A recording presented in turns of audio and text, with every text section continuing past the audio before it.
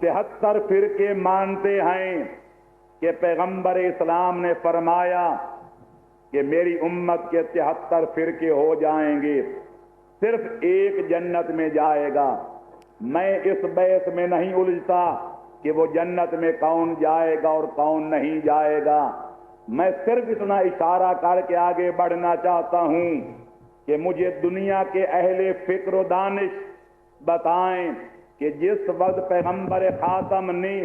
یہ ہولناک، یہ ہیبت ناک، یہ خطرناک اعلان فرمایا کہ میری امت کے 73 فرقے بن جائیں گے، 72 ادھر جائیں گے، ایک فرقہ جنت میں جائے گا، تو یہاں سوال قدرتی طور پر یہ ابھر کے سامنے آتا ہے کہ جن جن لوگوں نے یہ پیغمبر کی زبان وہی ترجمان سے اعلان سنا، کیا ان کے دل و دماغ میں یہ خطرے کی گھنٹی نہیں بجی ہوگی کہ پیغمبر سے پوچھ لیا جائے کہ گمراہی سے بچنے کا طریقہ کیا ہے، ضلالت و غوایہ سے دامن بچانے کا سلیقہ کیا ہے، جہنم کے شعلوں سے بچنے اور جاگیر جنت میں جانے کا طریقہ کیا ہے؟ اگر آپ یہ کہتے ہیں کہ سننے والوں کے دل و دماغ میں ایسا کوئی سوال پیدا نہیں ہوا، تو پھر سامعین کرام کے بارے میں جو نظریہ ابھر کے سامنے آتا ہے وہ کوئی خوشگوار نہیں ہے۔ اور اگر 2 منٹ مان بھی لیا جائے کہ سننے والے اس خطرناک اعلان کو سن کر کوئی متاثر نہیں ہوئے، بچاؤ کی کوئی تدبیر دریافت نہیں کی، جنت میں جانے کا راستہ معلوم نہیں کیا، جہنم سے بچنے کا کوئی طور و طریقہ پیغمبر سے معلوم نہیں کیا، چلو ان کو رہنے دیں، خود پیغمبر کے بارے میں آپ کی سوچ کیا ہے کہ جس پیغمبر نے اتنا خطرناک اعلان کیا، اتنے خطرے کا الارم بجایا، کیا ان کے فرض منصبی کا یہ تقاضا نہیں تھا کہ بچاؤ کی بھی کوئی تدبیر بتا جائیں؟ اگر کوئی حکومت خطرے کا الارم تو بجائے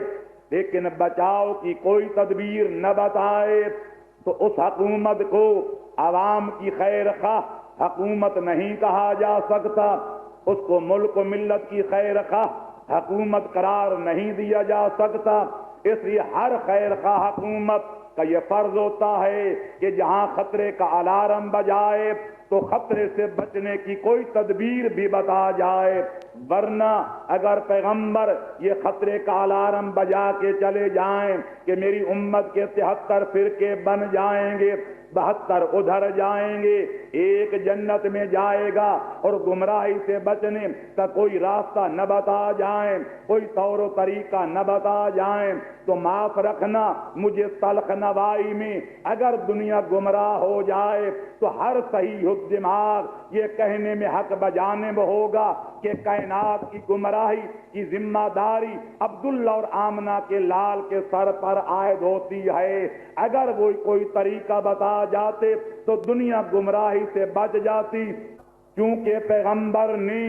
گمراہی سے بچنے کا کوئی طریقہ نہیں بتایا، جنت میں جانے اور جہنم سے دامن بچانے کا کوئی راستہ نہیں بتایا، لہذا دنیا کی گمراہی کی ذمہ داری پیغمبر پر عائد ہوتی ہے۔ تو میں آپ سے پوچھتا ہوں، جو پیغمبر دنیا کو جہنم سے بچانے کے لیے آیا ہو، جو کائنات کو سیدھے راستے پر چلانے کے لیے آیا ہو، جو دنیا کو جاگیر جنت کا پروانہ دلانے کے لیے آیا ہو، جو دنیا کو حق سمجھانے کے لیے آیا ہو، جو رحمت للعالمین بن کر آیا ہو،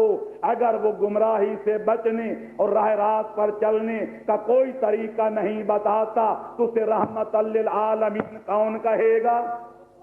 اسے کائنات کا خیر خواہ کون کہے گا؟ اسے امت کا بے خواہ کون کہے گا؟ اب 2 ہی راستے ہیں، یا تو یہ کہو کہ ایک پیغمبر نے کچھ نہیں بتایا اور ان کی رحمت للعالمین کے منکر بن جاؤ، ان کی رسالت کا انکار کر دو، ان کی رافت و رحیمیت کے منکر بن جاؤ اور اسلام کے دائرے سے نکل جاؤ، اور اگر یہ نہیں کر سکتے تو پھر ماننا پڑے گا کہ رحمت للعالمین आलमीन जब खतरे का अलार्म बजा रहे थे तो बचाव की तदबीर बताए बगैर कभी आखिरत का सफर नहीं कर सकते। तो मैं दुनिया से पूछता हूं कि दुनिया मुझे बताए कि पैगंबर ने इस खतरे से बचने की अगर कोई तदबीर बताई है तो क्या है, अगर जन्नत में जाने का कोई रास्ता बताया है तो वो क्या है, अगर जलालत और गुमराही से बचने की कोई तदबीर बताई है तो क्या है। दुनिया वाले जो चाहें इसका जवाब दें, लेकिन मैं पैगंबर के कलाम की रोशनी में अर्ज करता हूं कि बेशक दुनिया वाले जनूब में जाएं या शिमाल में जाएं, आसमानों की बुलंदियों पे जाएं या तहत सरा की पस्तियों तक चले जाएं, मेरा दावा है कि आफ़ताब क़यामत को भरने तक पैगंबर की जुबान हक तर्जुमान से इसके बगैर बचाव की कोई तदबीर नहीं मिलेगी कि मसलो अहले बैती का मसल सफीनत नूह मन राके बहा नजा फमन तखल्लफ अनहा ज़ल्लफ गरका वहवा, कि मेरे अहले बैत की मिसाल कश्ती नूह जैसी है, जो इस पे सवार हो जाएगा उसका बेड़ा पार हो जाएगा, इस कश्ती नजा से मुंह मोड़ेगा वो दुनिया में गुमराह हो जाएगा और आखिरत में तबाह हो जाएगा। लिहाजा अक्ल सलीम मजबूर करती है कि नबी का फर्ज मनसबी है कि वो खालिक अकबर के हुक्म के मुताबिक अहले आलम को बता जाएं, अपने कलमा पढ़ने वालों को समझा जाएं कि मेरे बाद मेरी मसनद का वारिस कौन है, कायनात का हादी कौन है, रहनुमा कौन है और पेशवा कौन है, ताकि लियहलिक मन हलक अन बय्यिना व यहया मन हय्या अन बय्यिना, अगर कोई गुमराह होता है तो उस पर भी इतमाम हुज्जत हो जाए, और अगर कोई सिरात मुस्तकीम पे चलता है तो वो भी अला वजहल बसीरत चलता हुआ नजर आए। सलवात पढ़ो मोहम्मद व अहले बैत मोहम्मद पर।